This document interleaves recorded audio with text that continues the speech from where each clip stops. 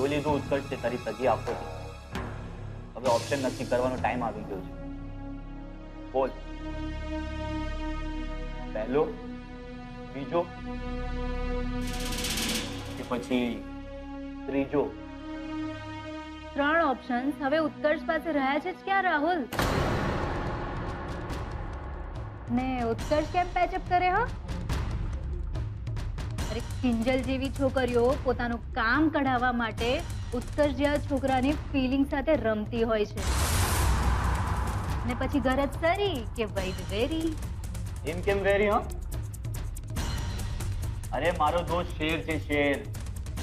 આમ કઈ ડરપોક સસલું નહીં કે ચૂપચાપ બેસીને બધું સહન કરે. અરે આમ ત્રાળ પાડીને થૂકીને આવ્યો છે કિંજલ ના મોડે. સંભળાવી દીધું. ટોફી ને કિંજલ બંને બદલાઈ ગયા છે. માની ગયો હા બોસ, તું જવાબ આપ્યો છે. હજુ તો જવાબ આપવાની શરૂઆત થઈ છે લાલા. કિંજલને પણ ખબર પડવી જોઈએ ને કે બીજા હશે, પણ આ ઉત્કર્ષ બેવકૂફ નથી. બોલ ઉત્કર્ષ, શું નક્કી કર્યું છે તે? અરે ઉત્કર્ષ, કિંજલે તને ઉલ્લુ બનાવ્યો છે. તારી ફિલિંગ્સ ની મજાક ઉડાડી છે. બચ્ચાની વચ્ચે તને લાફો માર્યો તો. તારા મોઢા પર શરબત ફેંક્યું. બોલ ઉત્કર્ષ, બોલ, કયો ઓપ્શન ઉત્કર્ષ?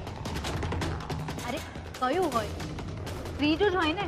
બોલ ઉત્કર્ષ, ત્રીજું જ ઓપ્શન છે ને? યસ, ત્રીજો ઓપ્શન ઉત્કર્ષ. કરી નાખ બરબાદ કિંજલને ઉત્કર્ષ, કરી નાખ બરબાદ. તારા મનમાં જે પણ કઈ ચાલતું હોય ને બધું શેર કરી દે, બધું બહાર કાઢ ઉત્કર્ષ. બહુ ઉત્કર્ષ, છૂટી નાખ ઉત્કર્ષ, છૂટી નાખ.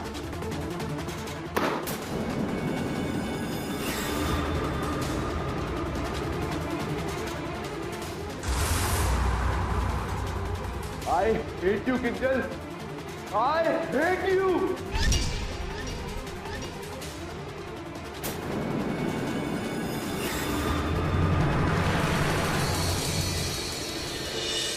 ના, હું આવું નહીં થવા દઉં.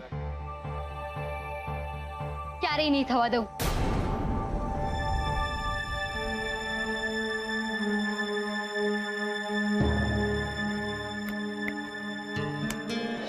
શું નહીં થવા દઉં કિંજલ? શું થયું? એ જ કે હું એક દોસ્તને ગુમાવી નવા દુશ્મનનો સામનો નથી કરવા માંગતી. કોણ દુશ્મન? અને તું કોની વાત કરી રહી છે? ઉત્કર્ષની. સુશાંત, ઘણીવાર એવું બનતું હોય છે કે દોસ્તીનો અંત મનમાં કડવાશ અને જીવનમાં નવા દુશ્મનને જન્મ આપે છે. પણ હું મારા અને ઉત્કર્ષના મામલે આવું કંઈ નથી જોવા માંગતી. એટલે મેં નક્કી કરી લીધું છે કે હું જાતે ઉત્કર્ષની સામે દોસ્તીનો હાથ વધારીશ. Thank you so much Sushant. કેમ? હવે આમાં મેં શું કર્યું? કેમ? મને અહેસાસ ના કરાવ્યો કે જીવનમાં એક મિત્ર અને એની મિત્રતાનું કેટલું મહત્વ હોય છે? આજે તમે મને તમારી દ્રષ્ટિએ ના સમજાવ્યું હોત ને તો મેં તો ક્યારની મારી અને ઉત્કર્ષની દોસ્તીના નામ પર અલ્પવિરામ મૂકી દીધું હોત. પણ નહીં, હવે હું આવું નહીં થવા દઉં. હું પ્રોમિસ કરું છું મારી જાતને કે હું મારી અને ઉત્કર્ષની દોસ્તીને દુશ્મનનો આંચળો નહીં ઓઢવા દઉં. ક્યારેય નહીં.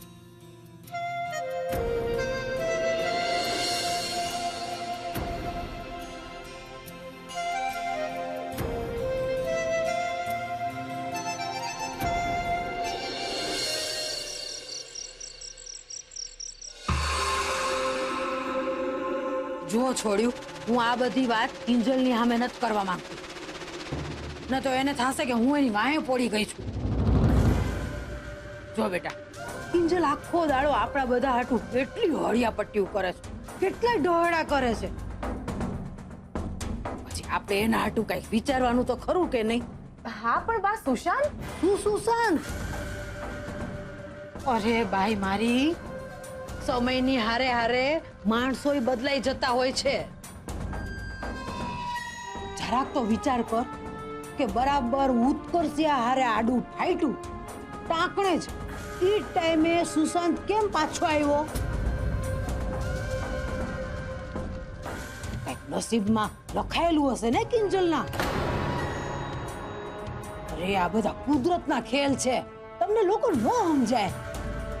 પણ બા, કોઈ જરા સરખી મદદ કરી નાખે એટલે એની સાથે પરણી થોડી જવાય છે કઈ. જરાક સરખી ડોબી, રાતોરાત 3 લાખ અપાવી દેવાના. આપણે નો ચૂકવી હગીએ તો હું ચૂકવીશ એવા લખાણવાળા પેપર ઉપર સહી કરવાની. ડફોડ, આજના જમાનામાં કોઈ આવી જવાબદારી લે ખરું? તો નહોતી કરવી સહી. આપણે થોડું આમંત્રણ આપ્યું હતું કે આવો સહી કરો. તું ચૂપ રહીશ બટાકી. ડબાડબ મંડી છે. મોટા વાત કરી રહ્યા છે ને, હું સેજલાને વાત કરું છું. તું ચૂપ રહે ને. તેજલી, તું મોટી બેન છું, તારી કઈ ફરજ ખરી કે નહીં?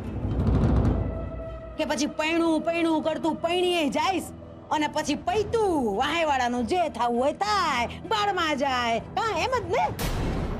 બા કેવી વાત કરો છો? મારા અને રૂપેશના લગ્ન કિંજલના કારણે તો ફિક્સ થયા છે. તો ઈ ઉપકારનો બદલો ચૂકવી દે ને મારી માં. જો બેટા, એકવાર તક અને ઉંમર હાથમાંથી આમ જાય ને એટલે હંમેશ માટે જાય, સમજી લેવાનું.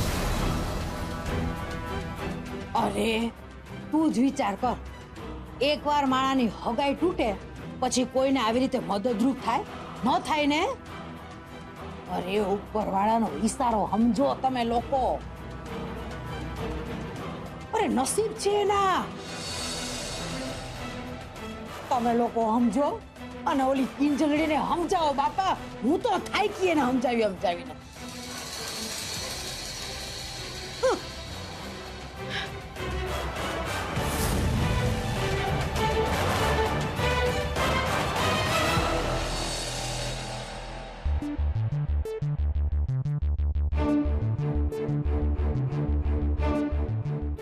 આ રૂપેશ અત્યાર સુધી કેમ નથી આવ્યો?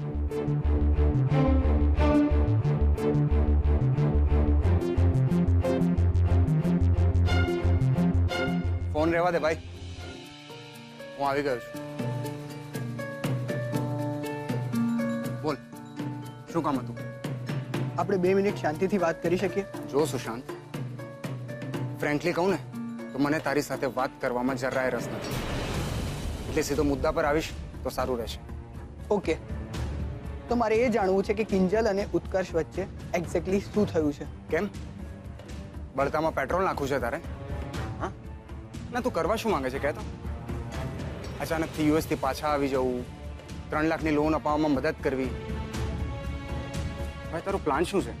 રૂપેશ, હું માનું છું કે હું તને નથી ગમતો અને સગાઈ તૂટ્યા પછી અહીંયા હું કોઈને નથી ગમતો, પણ હું એક વાત પૂછવા માંગુ છું કે તે જિંદગીમાં ક્યારેક ખોટો નિર્ણય નથી લીધો?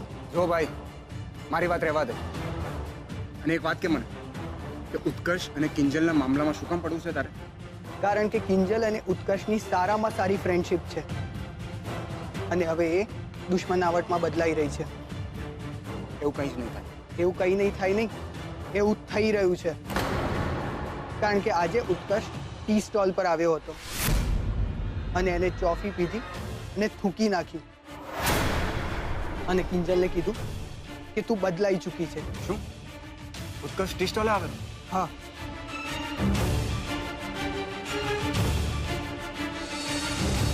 અને હા, કિંજલ ખૂબ રડતી હતી, પણ એ રડતા રડતા પણ એક જ વસ્તુ કહેતી હતી કે એ એની આ દોસ્તીને દુશ્મનાવટમાં નહીં બદલાવા દે. અને જો કિંજલ આટલા મક્કમ પ્રયત્ન કરતી હોય તો આપણે પણ યોગ્ય સાથ આપીને આ પ્રોબ્લેમને એક સારા નોટ પર એન્ડ કરવો જોઈએ.